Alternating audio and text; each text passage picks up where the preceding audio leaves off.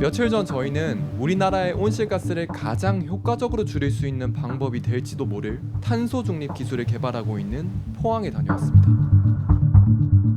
혹시 우리나라에서 온실가스를 가장 많이 배출하는 산업이 어딘지 아세요? 그건 바로 철강 산업인데요. 오늘 얘기할 주제는 바로 미래 철강 기술에 대한 얘기입니다. 우리나라에서 철강을 만드는 제철소들 중에 가장 대표적인 곳은 포항에 있는 포항제철소입니다. 막대한 온실가스를 뿜어내는 철강 산업은 파괴적인 기후변화의 원인이 되는 온실가스 배출에 대한 우려와 탄소 중립을 달성하려는 해외 철강 수입국들의 규제 때문에 큰 변화를 맞이할 준비를 하고 있는데요. 철강 산업은 이곳 포항에서 빠르게 그 탄소 중립 기술을 준비하고 있습니다. 아쉽게도 저희가 포항제철소 안까지 들어가 보지는 못했지만 포항제철소 근처 여기저기를 돌아다니면서 오늘 온실가스 대량 배출 산업이라고 불리는 철강 산업의 오명을 벗겨줄 수소환원 제철 기술에 대한 얘기를 해보려고 합니다. 다음 달부터 유럽연합 국가에 수출하는 철강 업체는 탄소 배출량을 의무적으로 보고해야 합니다. 공법 개발로 2050년까지 탄소 중립을 달성하겠다는 게 포스코의 목표. 갈수록 거세지는 탄소 규제의 움직임에 국내 철강업계도 대책 마련에 분주합니다.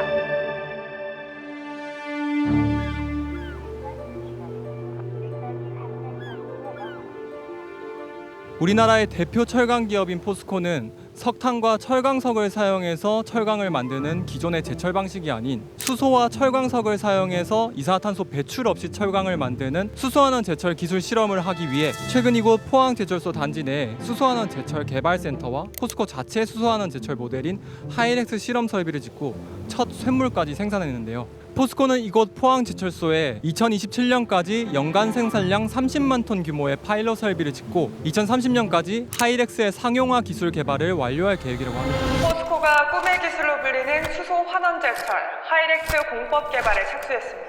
그러니까 포스코의 계획대로라면 이산화탄소 배출 없이 철강을 만들어 실제 판매까지 할 수 있는 수소환원 제철 상용화 설비를 2030년쯤 되면 지금으로부터 6년 뒤죠. 그쯤 되면 볼 수 있다는 말인데요. 근데 지금 보이는 포항제철소에 수소환원 제철소를 짓기 위해서는 바다를 매립해 부지를 추가적으로 확보해야 한다고 하는데 이 부지는 2041년쯤은 돼야 모두 조성할 수 있을 정도의 엄청 넓은 면적이라고 합니다. 어쨌든 포스코는 수소환원 제철을 실현하기 위해서 다양한 방면으로 계획을 수립해서 노력을 하고 있다고 합니다. 그런데 수소환원 제철이라는 미래형 제철 기술이 가능하려면 단순히 땅이랑 기술 개발 노력만 가지고 되는 건 아니고요. 더 필요한 것들이 있습니다.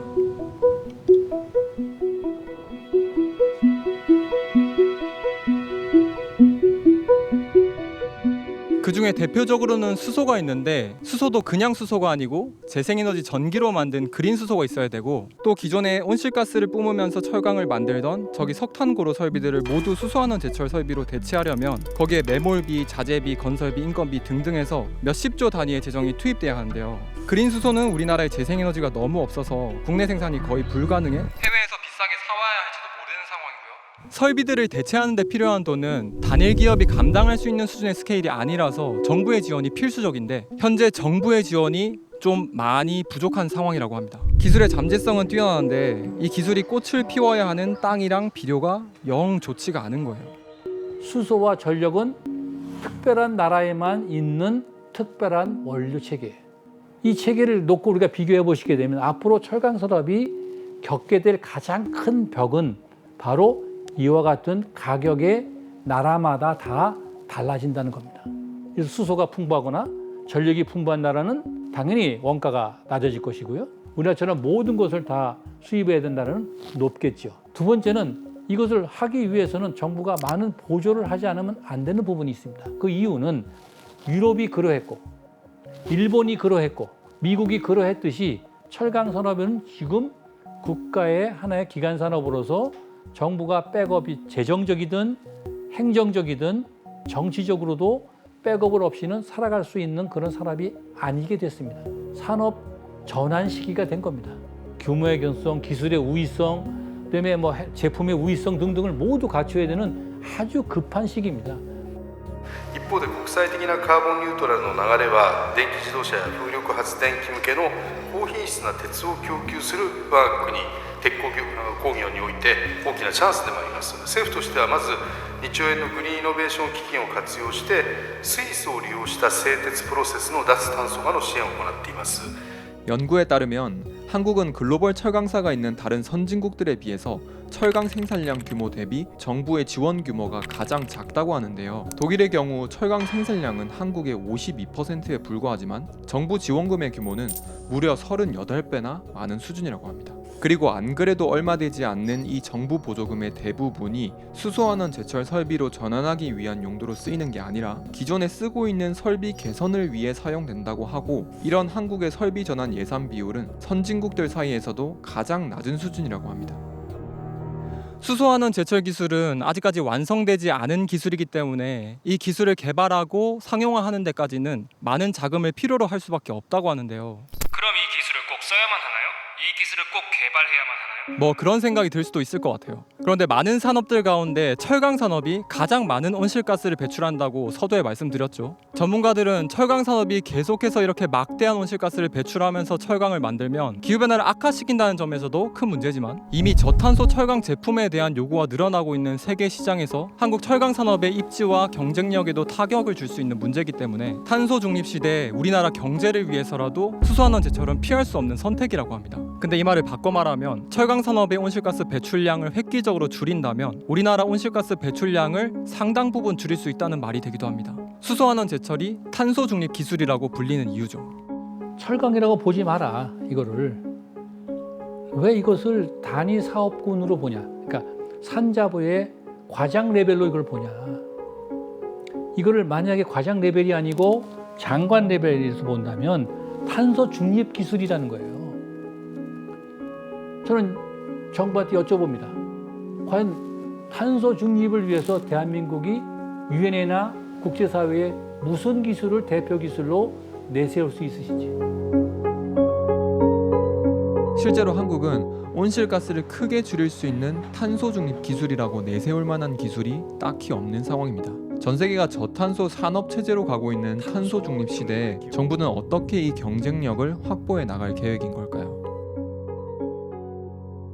전문가의 말에 따르면 전 세계에 존재하는 수소환원 제철 기술 컨셉은 딱 두 가지라고 합니다. 전 세계적으로 매장량이 풍부한 가루 형태의 분철광석을 그대로 사용할 수 있는 기술 하나, 매장량이 그렇게 많지 않은 고품위 철광석을 사용할 수 있는 기술 하나.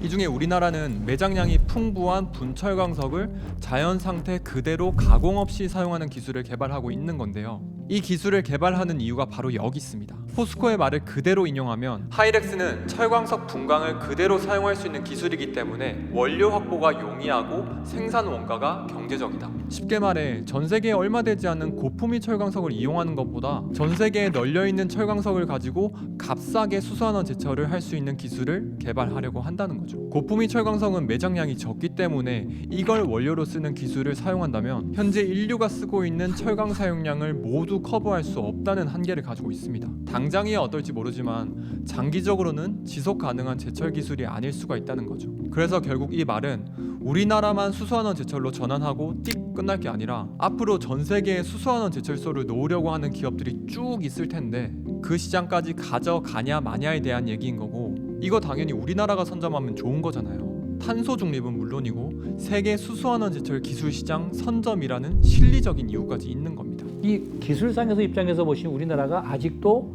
완성도가 높습니다. 연구비를 주시면 그 중에 80%가 다 그 공정을 만드는데 우리나라 중소 중견기업들이 부품을 만들 다 주게 돼 있어요. 우리나라에 있는 만드는 거죠. 왜 만들어야 될까? 내가 만약에 이 설비를 증명을 해서 인도네시아라든가 다른 나라에 이것을 원했을 때, 팔았을 때에 내가 설계만 해줄 것인지, 아니면 여기에 필요한 부품을 만드는 우리나라 중소기업이 그것을 판매할 수 있을지, 새로운 산업 모델이 생기는 겁니다.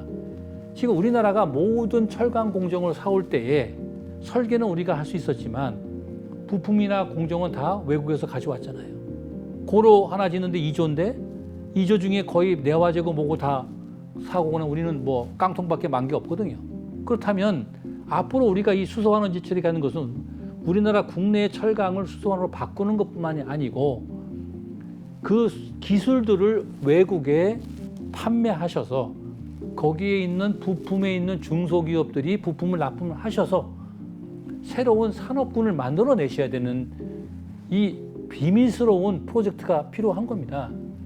이것이 바로 경제성을 만들어가는 방법이세요. 1조를 들여, 돈을 엄청 들여서 고로 13개 바꾸는 걸로 만족한다. 그건 적자죠. 그거는 투자 대비 효과가 안 나옵니다. 그러기는 너무나 아까운 거죠. 그러니까 비즈니스 모델상에서는 공정을 탄소에서 수소로 바꾸는 것뿐만이 아니라 기술을 내가 가져왔던 것을 기술 개발을 통해서 다시 기술 수출로 바꾸는 전환도 필요한 겁니다. 그렇게 함으로써 우리의 고용도 지키고 중소기업의 기술도 높이시고 우리가 수출을 통해서 세계적으로 기여할 수 있는 겁니다. 21세기 최대 난제라 불리는 기후변화라는 위기 앞에 선 철강 산업은 200년이라는 긴 시간 동안 사용해온 전통적인 고로제철 방식을 버리고 이제 새로운 길을 나서려 하고 있습니다. 전문가들의 말에 따르면 기술을 새로 개발하는 것도 힘든 일이지만 이 기술이 상용화가 된다고 하더라도 우리나라의 재생에너지가 너무 없다 보니까 그걸 화석연료로 만든 전기를 통해서 사용해야 하는 상황이 될 수도 있어서 수소환원 제철 기술을 개발해서 결국엔 저탄소 철강을 만들려는 포스코 같은 기업들이 이 기술을 개발하고 추진하는 데 있어서 좀 적극적으로 나서기가 쉽지가 않다고 합니다. 그래서 앞서 말씀드린 것처럼 지금 수소환원 제철 기술에 대한 정부의 지원도 철강 잘하는 선진국들이랑 비교하면 되게 미미한 상황인데 그 수소환원 제철 기술이 개발된다고 하더라도 우리나라의 재생에너지 그린 수소가 없다면 그 기술을 고생해서 개발한 노력의 결과도 빛을 못 발할 수가 있다라는 거죠. 이 수소환원 제철이라는 꽃을 피울 수 있을 만한 좋은 땅과 영양분이 공급되는 환경을 우리나라에도 잘 조성을 해야 한국 철강 산업이 계속해서 명품 철강, 철강 강국이라는 명예로운 타이틀을 지켜갈 수 있지 않을까 싶습니다. 기술 개발하는 건 우리가 열심히 하겠어요. 그런데 열심히 할 수 있도록 조금 이해를 해주세요 라는 것이 작은 소망이잖아요. 그 소망이 잘 안 되고 있다는 거죠. 이 대목에서 가장 아픕니다. 굉장히 다급하죠. 예. 시간입니다.